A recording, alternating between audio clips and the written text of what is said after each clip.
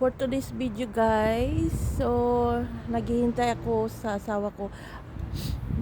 Dahil nasa ano pa siya, nasa trabaho. Pero tumawag siya mga 10 minutes daw. Darating na daw siya dito sa bahay. So, sinabi ko na hindi ako nagluto ngayon. Dahil gusto kong kumain ng fried chicken sa Alpamega. Kasi yung Alpamega guys, masarap yung chicken nila doon. Ma-juicy-juicy siya. So, sabi niya, okay, 10 minutes, darating daw siya dito sa bahay. So, nandito ko sa veranda, guys. So, nakikita nyo, nandito ako sa labas. Kahit, kahit malamig, hinihintay ko siya. Hindi muna ako bababa habang hindi pa siya darating kasi malamig sa labas, guys, eh. Ano, buti yung kapitbahay namin may ilaw. Nilagyan na ng ilaw yung veranda. So, I'm here, outside. Kita nyo guys, o yan. Pag gabi siya, busy siya dyan. Kahit umaga, busy din dyan. Pero mas maganda yung gabi. Yan, 10 minutes daw. Ang tagal pa. 1 minute.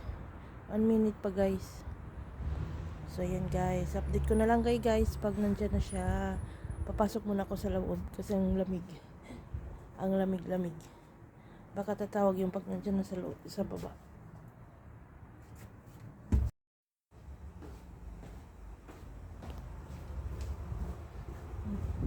Nandito na guys yung asawa ko. Ayan.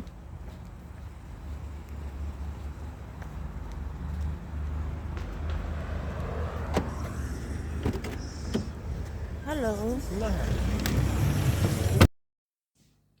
Ayan guys, dumating na kami. Hindi na ako nakapag-video kanina guys kasi maraming tao doon.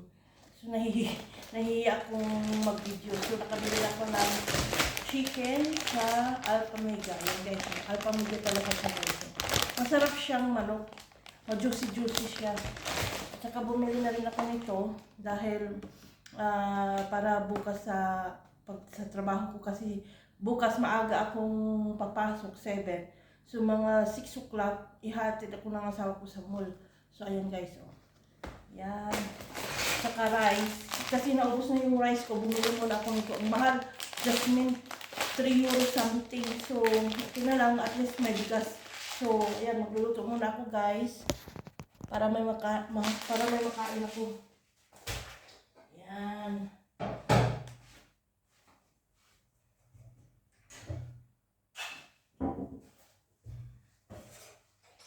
Rice is life, guys. Rice is life.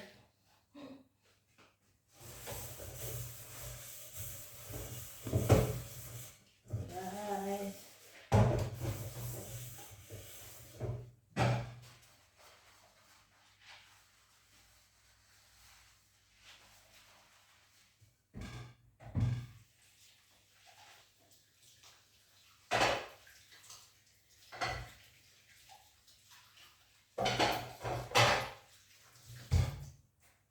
Yung asawa ko naman, nandun pa siya guys, sa bumili ng sigarilyo. Tsaka dumaan na rin kami ng Lidl, bumili din ako ng itlog, yan. Isang tray. Yan guys. So habang naghintay ako ng maluto yung pagkain guys, so i-prepare ko na yung para gagamitin ko bukas. Hindi na ako magdadala ng pagkain dahil yung kasamahan ko sa trabaho, Pilipina din siya, magluluto siya ng pansit. So bumili ako. So ang dadalhin ko na lang siya guys is ito. Kutsara para sa bawang ko. Yan. At saka dito po siya sinagagay. Ito yung bag.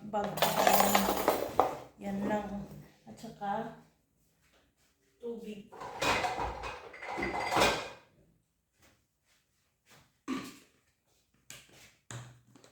Pero bukas ko na siya lagyan ng tubig guys. Madali lang naman to eh. Ay. Yan. Ito. Baon ko bukas guys. Habang naghintay ko ng matapos yung pagkain. Ito pala. Yan. Tapos Itong sasawa ko naman, ay, nilagay ko na lang muna itong manok ito. Ang bango niya.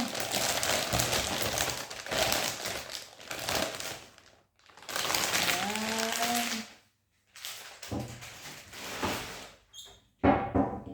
Tikman natin guys. Ma-juicy-juicy siya guys, oh. Favorite part ko sa sa manok, yung niya, buntot. Sarap.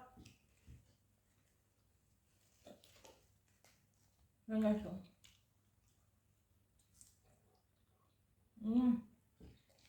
Sarap siya guys.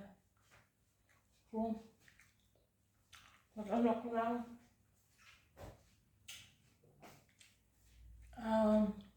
Cucumber.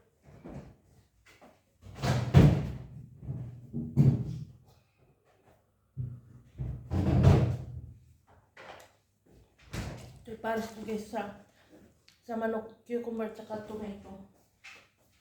So guys, habang naghihintay ako sa maluto ang rice ko guys. So, ayan guys. Kainan na! Thank you guys for watching!